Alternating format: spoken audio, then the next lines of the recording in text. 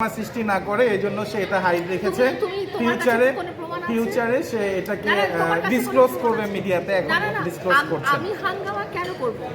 আমি একটা ও লায়লাকে ভীষণ ভয় পায়, কয়েকদিন আগে ফোন দিয়ে তো অনেক সরি টরি বলছে। ভালোবাসে, যদি কষ্ট পাই জন্য জানে না কেন গাজীপুরে প্রোগ্রামে যাওয়ার দিন আপনারা জানেন না, ও তো আমাদেরকে ফোন দিয়ে রীতিমতো বলছে যে প্লিজ আগের মতো হয়ে যাও, বা আমরা বন্ধুত্ব সুলভ একটা আচরণ থাকবে আমাদের মধ্যে।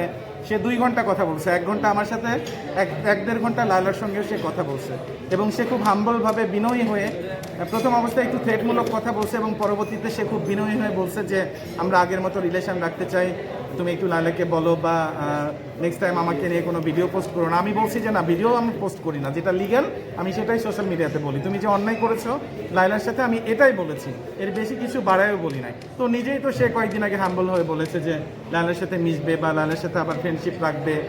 অ্যান্ড হচ্ছে তার রিজনটা কি we don't know that, but হচ্ছে সে মিশতে চাচ্ছে, এবং এই যে